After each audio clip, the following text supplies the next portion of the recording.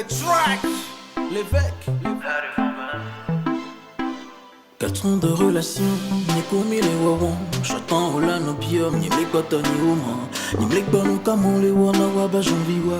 Wa me no vi mouni, blano king ben mitaji. Mais je t'ai promis que je me battrai pour toute la vie. Tout ce que je veux, c'est du temps, peu de ton soutien. Je me sens triste quand tu mets tes amis et ton statut. Bébé, je me sens mal, bébé, je me sens touché. T'as honte de me présenter à ta famille puis à tes amis. Mais ouais, mais non, vivant, yeah, les togoudons.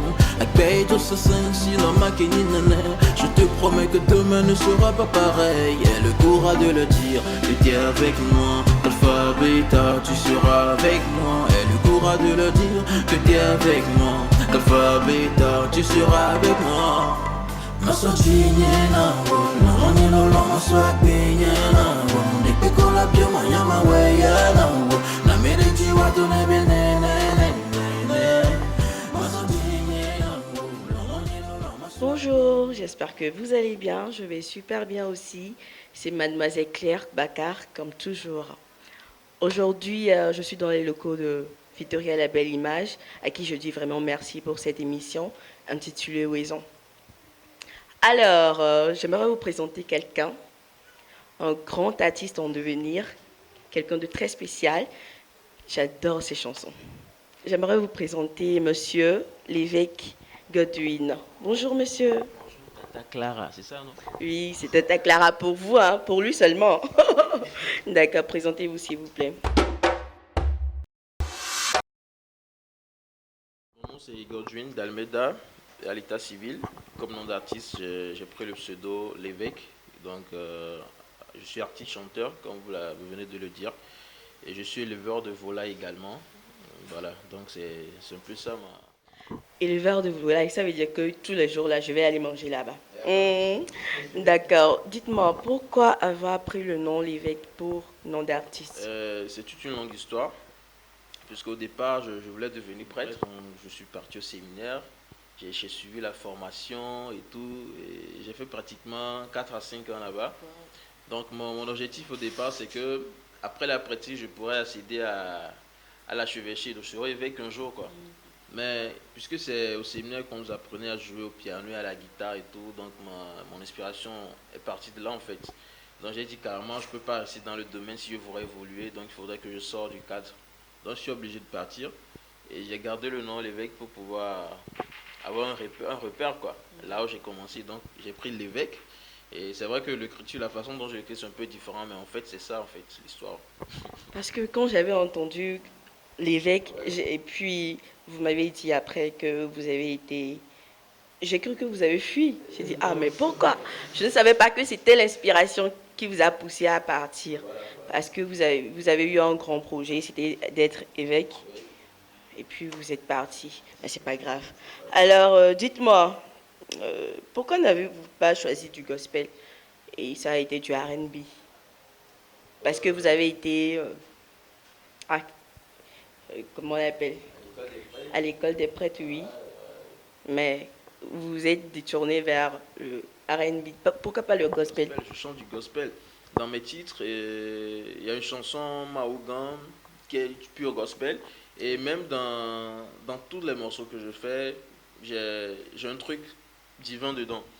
Parce que tu sais, l'amour c'est divin, Dieu est amour. Donc même quand on chante l'amour, la façon dont on le chante, c'est en même temps on parle de Dieu. Donc chanter Dieu, c'est chanter du gospel.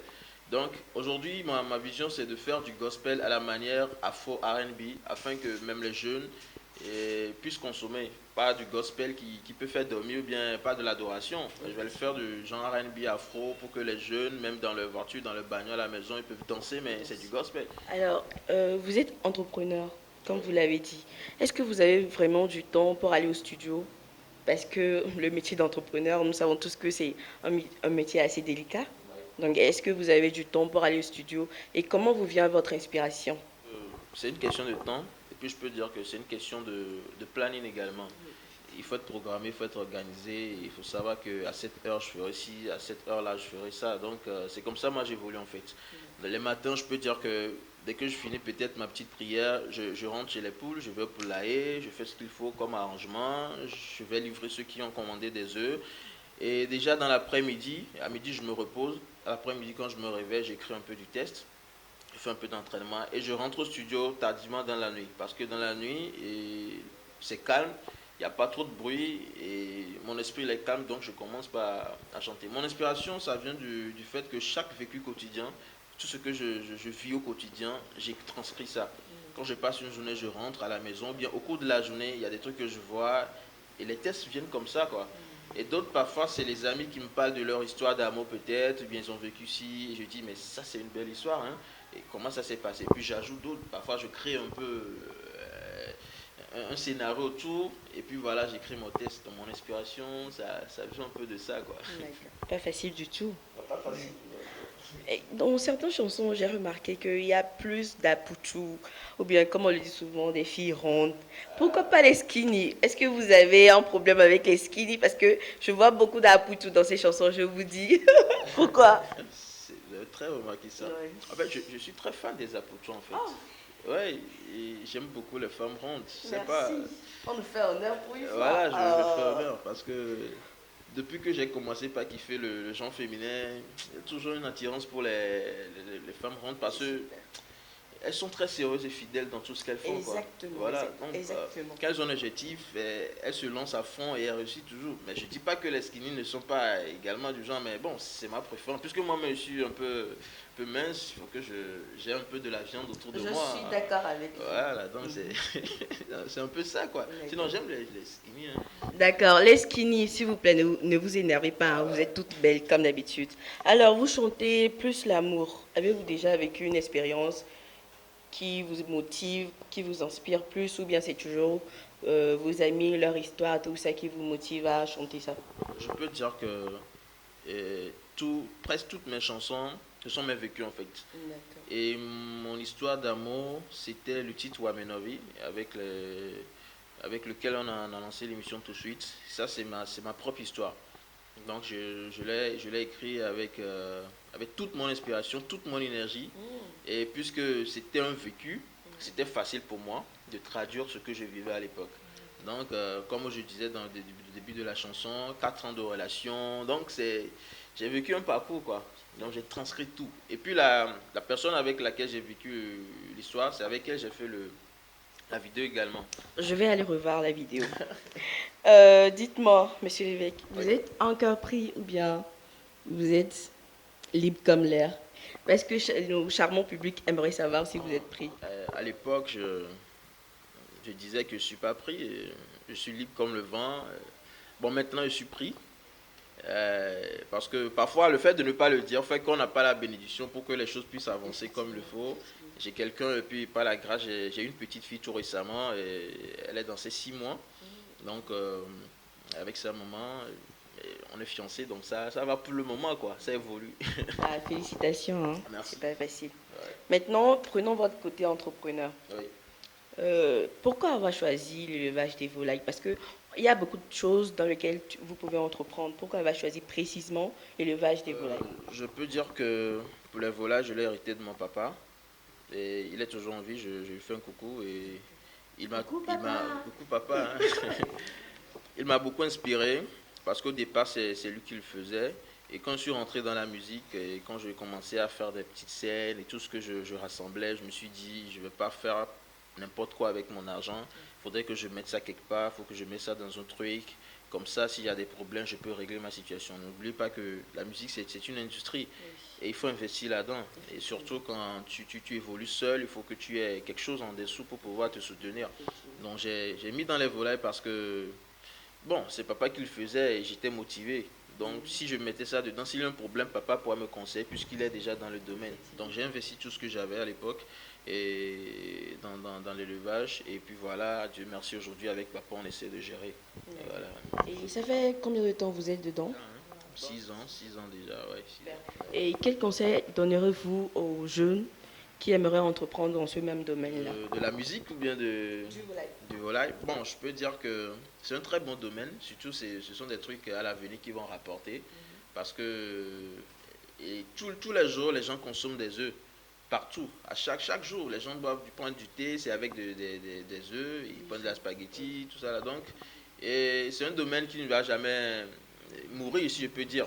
Oui. Donc, je demande que les jeunes puissent investir dans un truc, si ce n'est pas l'agriculture, qu'ils investissent dans ce qui est élevage et tout, parce que ça rapporte toujours. Ça rapporte toujours. Ça, je vous assure, ça rapporte. Merci beaucoup, monsieur l'évêque Godwin. On ne va pas vous prendre plus de temps. Mais on aimerait quand même que vous nous fassiez un petit acapella sur la nouvelle chanson qui va arriver. C'est Manu Luna, n'est-ce pas? Ouais. D'accord, s'il vous plaît, un petit acapella, ensuite un mot de remerciement pour notre charmant public. Le tout dernier morceau, c'est Maluna. J'espère que tout le monde est en train de l'écouter. Bientôt la vidéo, s'il pète à Dieu. Et donc, je peux y aller? D'accord. Avec toi, mon histoire sera différente. Je fais des choix, mais aujourd'hui je les regrette.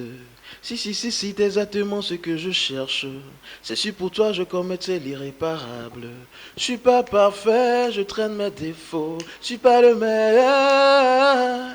Si c'est pour savoir que je te kiffe autant que tu m'aimes, mais moi en face de quelqu'un d'autre qui t'aime, tu verras. Je donnerai le meilleur de moi. Les autres n'auront qu'une chance. Bébé, t'es ma number one.